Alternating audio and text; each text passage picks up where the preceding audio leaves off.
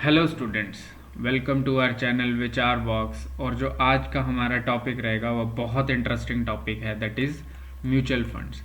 आजकल ये बहुत कॉमन वर्ड है, बहुत एड्स भी आती हैं। म्यूचुअल फंड्स क्या है, कैसे काम करता है, ये कैसा पैसे बना के देगा, क्या इससे सच में वेल्थ जनरेट होती है, और अगर होती है तो कैसे जनरेट होती है, इसका स्ट्रक्चर क्या है, ये काम कैसे करता है। तो आज हम सारी चीज़ें बहुत डिटेल्ड मीनिंग समझते हैं इसका भी। म्यूचुअल फंड है क्या, ये कैसे काम करता है, इसका मीनिंग और कंप्लीट एक्सप्लेनेशन। तो इसको हम बहुत ही सिंपल लैंग्वेज में पहले समझते हैं, फिर उसके बाद इसकी डेफिनेशन या इसके कोई मीनिंग पे आएंगे। म्यूचुअल फंड नाम से ही क्लियर है, क्या है ये म्यूचुअल फंड। मतलब कि कुछ लोगों द्वारा म्यूचुअली डिसाइड करके एक फंड को कलेक्ट करना या उसको जोड़ना। क्या रहेगा इसमें, कुछ लोग हैं, फॉर हम एक एग्जांपल लेते हैं, 4 दोस्त हैं A B C and D. इन चारों के पास 1-1 लाख रुपए हैं, 1 लाख ईच। इन्होंने चारों ने म्यूचुअली क्या डिसाइड करा भी, हम इस पैसे को पूल करते हैं। इन चारों ने पैसा कलेक्ट करा 4 लाख रुपीज। इन चारों ने जब इसे कलेक्ट करा, इन्होंने एक बंदा हायर करा जिसका नाम है ई। अब ई की हम, यही बंदा कौन है, हम सिर्फ अभी मैं इतना ही बताऊंगा। ये एक स्किल्ड बंदा है जिसे कैपिटल मार्केट की नॉलेज है। इसका नाम क्या है, ये क्या करता है, इसकी क्या क्वालिफिकेशन है, वो बाद में देखेंगे। इन्होंने ई को 4 लाख रुपए दिए और बोला भी तेरा 1% कमीशन है और तू इस 4 लाख रुपए को आगे इन्वेस्ट कर और हमें रिटर्न बना के दे। ई कहता ठीक है सर। अब ई की जेब से तो कोई पैसा नहीं लगा, ई के पास स्किल है।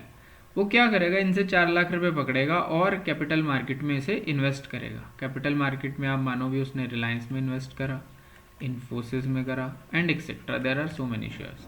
उसने आगे इन्वेस्ट करा। क्या होता है, 5 साल के बाद ये जो 4 लाख है वो 6 लाख रुपए बन जाता है। 4 लाख कितना बन गया, 6 लाख रुपए बन गया। अब जब 4 लाख का 6 लाख बन गया, ए बी सी डी ने बोला भी ठीक है, अब इस पैसे को तू हमें वापस दे। अब इस पैसे को वापस देना है तो पर पर्सन कितना पैसा आएगा, ई का कमीशन कितना है, 1%। अब वो डिसाइडेड होता है भी उसने प्रॉफिट पे कमीशन लेना है या इनिशियल अमाउंट पे या 6 लाख पे। फॉर एग्जांपल इसका कोई भी पैसा बना, हम 6 लाख पे इसको कमीशन दे देते हैं, इसको 6,000 रुपये हमने इसके दे दिए।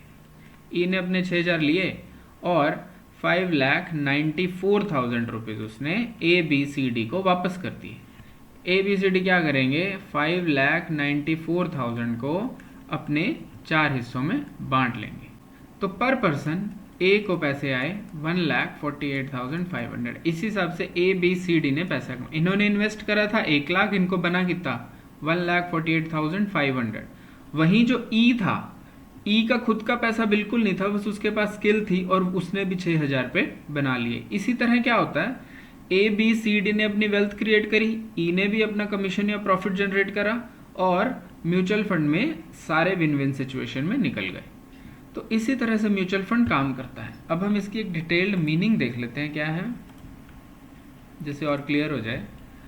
A mutual fund is a financial instrument that pools money from multiple investors and invest that combined amount in a diversified portfolio of stocks, bonds and other securities। मतलब म्यूचुअल फंड एक ऐसा फाइनेंशियल इंस्ट्रूमेंट है जो money को pool करता है, जो भी हमने समझा, लोगों के पैसों को इकट्ठा करता है ऑफ मल्टीपल इन्वेस्टर्स, और फिर क्या करता है, उसे इन्वेस्ट करता है कंबाइंड अमाउंट को एक डाइवर्सिफाइड पोर्टफोलियो में जिसमें स्टॉक्स, बॉन्ड्स या अदर सिक्योरिटीज रहती है। क्लियर है। अब जो मैंने बोला था पर्सन ई है, वो कौन है, the pooled fund is managed by professional fund manager. तो जो पूल्ड पैसा था, जो 4 लाख रुपए हमने मैनेज करे थे, वो कौन मैनेज कर रहा था, ई मैनेज कर रहा था। तो ई को हम क्या बोलेंगे, ही इज फंड मैनेजर। ठीक है। और जो each investor holds units that represent a portion of holding of the funds. तो इसी तरह से ये मैं आपको बताऊंगा इसका मतलब क्या है। तो हमें यहाँ से एक सिंपल सा म्यूचुअल फंड का एक मीनिंग क्लियर हो गया। भी म्यूचुअल फंड है क्या, भी कुछ लोग आते हैं मल्टीपल इन्वेस्टर्स, वो आके अपना पैसा इकट्ठा करते हैं एक जगह, फिर वो पैसा ये उन्होंने 4 लाख रुपीज़ इकट्ठा करा। ये 4 लाख रुपीज़ किसी एक पर्सन को दिया जाता है, ई को। वो क्या करता है, वो आगे करता है इसको इन्वेस्ट और इस पे वो रिटर्न जनरेट करके देता है, और वो रिटर्न किसको दी जाती है? जो इन्वेस्टर्स थे उनके शेयर्स के हिसाब से, या जितना पैसा उन्होंने इन्वेस्ट करा है उसी अकॉर्डिंग, उसी रेशो में उनको पैसा वापस कर दिया जाता है। क्लियर है? ये रियल लाइफ एग्जांपल देख लेते हैं। Imagine 100 people each invest 1000 rupees. अब लोग कितने हैं? 100। हर एक ने कितना पैसा इन्वेस्ट करा? 1000। तो टोटल पैसा कितना हुआ? 1 लाख रुपीज हमारे पास इकट्ठा होगा। Now the fund manager has 1 lakh to invest. He she diversifies the amount by buying stocks of the companies like Reliance, Infosys, HDFC. अब उसने 1 लाख में क्या करा? 20,000 रुपीज का रिलायंस का शेयर खरीदा, 40,000 रुपीज का इन्फोसिस खरीदा और 40,000 रुपीज का HDFC खरीदा। क्लियर है? लाख कंप्लीट हो गया। अब इस पे जब कल को रिलायंस शेयर बढ़ेगा, इन्फोसिस बढ़ेगा, HDFC बढ़ेगा, तो ये जो 1 लाख रुपए इन्वेस्ट करे हैं ये भी बढ़ के 1,20,000 हो जाएंगे। फिर 1,20,000 उन 100 पीपल को आपस में बांटा जाएगा, तो हर एक को 1,200 रुपये आ जाएंगे। मतलब उन्होंने इन्वेस्ट करा 1000 और आए कितने? 1,200। तो इसी अकॉर्डिंग जितना पैसा एक बंदे ने इन्वेस्ट करा होता है उसी अकॉर्डिंग उसको रिटर्न मिलती है। हो सकता है कल को रिलायंस गिर भी जाए, रिलायंस, इन्फोसिस, HDFC में से कुछ गिर जाए, तो ये 1 लाख अगर 90,000 पे हो गए, अगर ये 90,000 हो जाते हैं, तो पर पर्सन 100 रुपये का लॉस आ गया। दैट मीन्स अब हर एक की जो वेल्थ है वो 900 रुपीज़ रह गई है। इन्वेस्ट करा 1000, रह गया 900। तो इसीलिए mutual fund are subject to market risk. जब भी आप इसकी ऐड देखते हो तो उसमें लिखा आता है these are subject to market risk. Hope आपको ये पॉइंट क्लियर होगा। अब इसमें हम कुछ इसकी की टर्म समझ लेते हैं भी, ये कैसे काम करता है। सबसे पहला, फंड मैनेजर किसको बोला जाता है? मैंने अभी एग्जांपल दी भी, A, B, C और D, इन्होंने तो करा था पैसा इन्वेस्ट, दिया किसको? E को। अब ये E कौन था? ये था फंड मैनेजर, जो सारे पैसे को मैनेज करता है या डिसाइड करता है भी क्या बाय किया जाएगा, कब सेल किया जाएगा, कौन सी सिक्योरिटी कब बाय करेंगे, कौन सा शेयर बाय करेगा, क्योंकि यही एक बंदा है जिसे वो स्किल है या जिसे स्पेशलाइज नॉलेज है।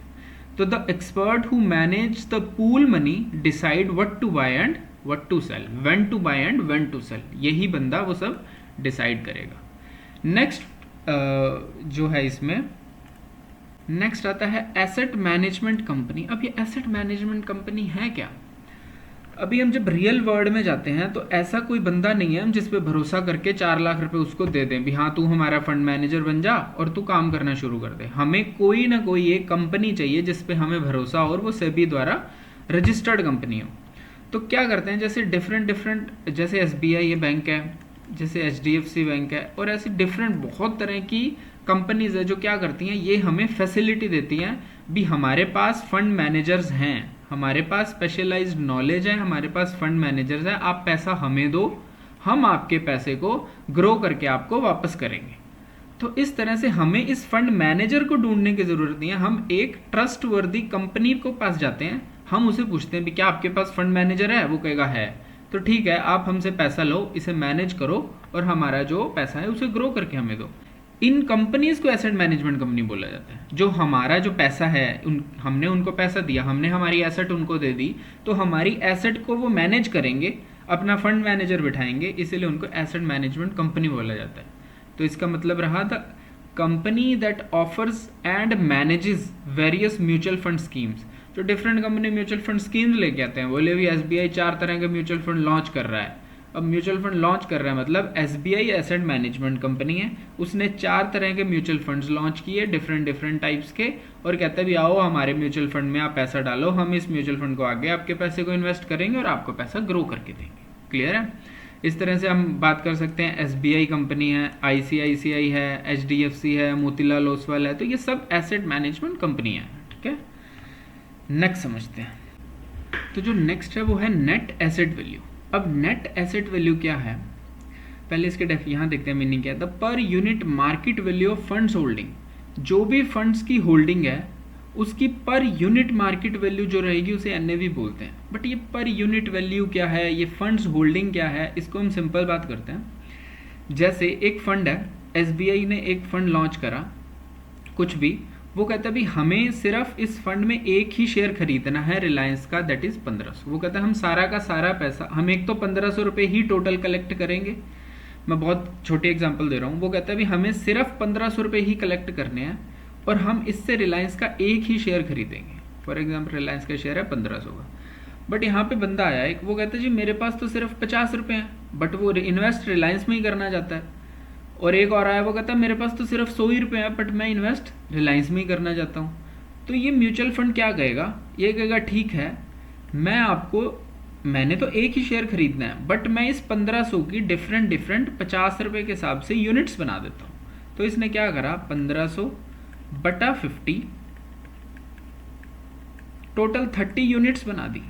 उसने बोला भी मेरा जो म्यूचुअल फंड है वो 50, उसका जो एक यूनिट है वो 50 रुपये का बिकेगा। एक यूनिट की वैल्यू उसने बोल दी 50। तो अब ये जो पर्सन ए है, ये बी है, पर्सन ए क्या करेगा, ये 50 रुपये देगा और एक यूनिट खरीद लेगा।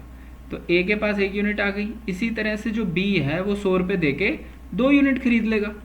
तो ऐसे करते करते जब टोटल 30 यूनिट्स बिक जाएंगी तो क्या रहेगा, तो हमारे दो जो SBI है उसके पास 1500 रुपये इकट्ठे हुए और वो जाके रिलायंस में इन्वेस्ट कर देगा।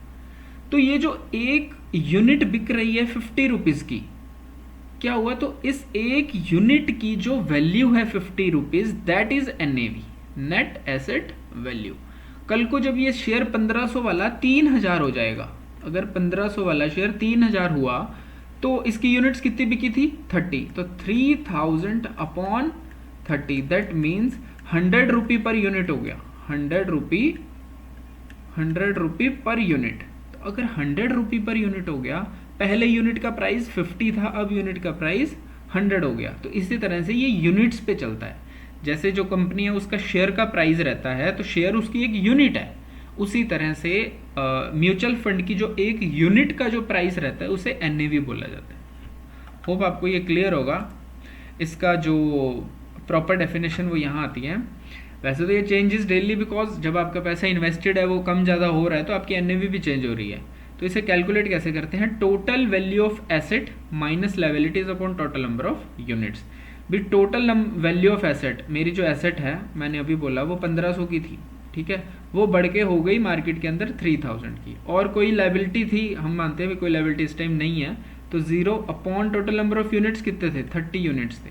तो जब मैंने चेक करा तो ये मेरा 100 रुपये आ गया पर यूनिट। पर यूनिट का प्राइस आ गया 100, that is NAV is 100। Hope आपको ये क्लियर होगा। ये इसमें और भी बहुत चीज़ें हैं, जैसे म्यूचुअल फंड काम कैसे करता है, फिर इसके टाइप्स क्या हैं, और इसमें आप पैसा कैसे इन्वेस्ट कर सकते हो। तो अगर आपको इस चीज़ पे डिटेल्ड वीडियो चाहिए तो आप मुझे कमेंट्स में बोल देना and we will make a detailed video. Hope आपको म्यूचुअल फंड क्लियर होगा, ये क्या है, कैसे काम करता है। Thank you so much. और वीडियो में कुछ भी अच्छा लगा हो, समझ आई हो, तो do like the channel, do like the video, subscribe the channel. Thank you so much.